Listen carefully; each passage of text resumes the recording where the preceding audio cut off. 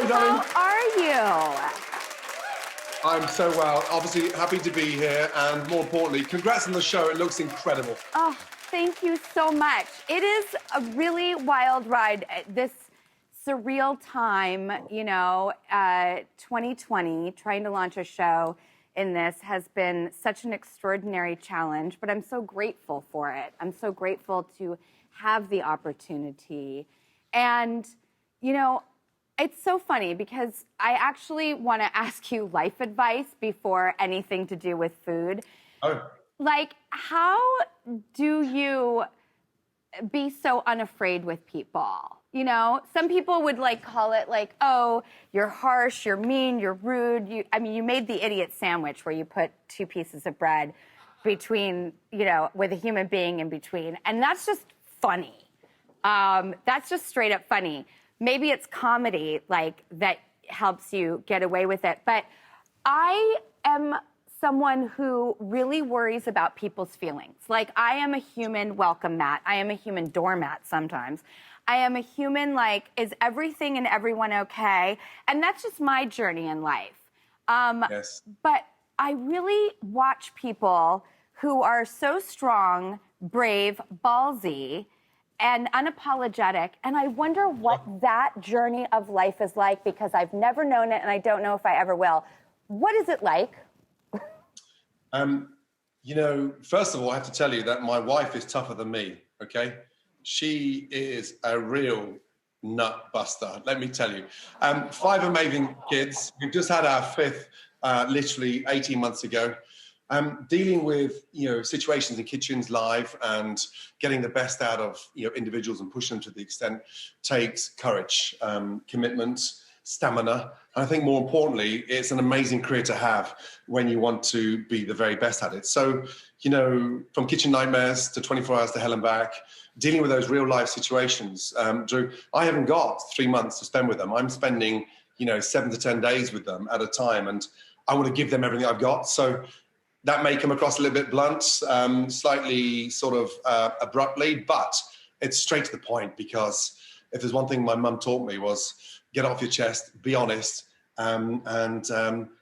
just get straight to the heart of the matter. Once you've got that, opened up, you then start dissecting the problem and dealing with it, head on. But that's very interesting, because I think I am really honest and I am direct and I am unafraid. I don't think I would be here if I was really an actual spineless doormat. I clearly have the balls and the confidence to have gotten myself to where I've gotten to. And I met you in person, by the way, at a restaurant one time, and I was so excited because my kids and I watched Master Chef Junior, and we met you. You were the nicest person. So kind, so ingratiating. But is there is it a relief in life to just say what's on your mind? What is it like?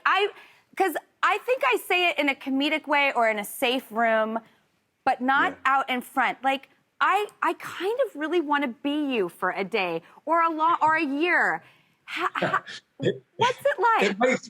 It makes the situation in your day a lot clearer, because you're not harboring problems. And so if there's one thing that we've all learned, not just through the lockdown, twice now over the last 9 months, which has been pretty horrific for everybody, it's about getting to heart of what's wrong. And so when I walk into the kitchen tonight, for instance, Restaurant Gordon Ramsey just celebrated 22 years in Chelsea. And the only thing I want to know is not the complimentary letters, is what's upsetting the team. Get it off your chest. Tell me how I can make your day better. So that sort of then brings out their confidence and makes them a much better individual and allows them to become heard. It substantiates their voice, but clearing the air is called clearing the problems. Talking is super important. And that level of communication sometimes is brutal, but you need to talk. You need to get it off your chest. And so, that's quite a refreshing moment for me when I can see all those barriers dissipating and that confidence rising. That for me is a sign of a great chef. And you know how hard this industry is. You need to be on top of your game. You need to be a leader, a motivator, a father figure, someone that stands for discipline and someone that, shows confidence. And that's really important.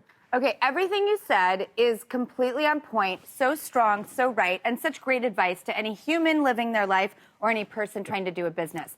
But how do you process people's feelings afterwards? Because that's my downfall. I literally sit there and I'm like, did I upset them? Did I hurt them? Did I freak them out? Like, I eviscerate myself in like a self-loathing spiral if I think in order to get business done that I've upset the cart. How do you deal with that? I am literally asking life advice. Yeah, that's a good question. So listen, you know, people's feelings are different. Your feelings, your temperament, your thick skin, and you have that on multiple levels on a daily basis. I deal with the problem first, and then I start piecing the feelings together.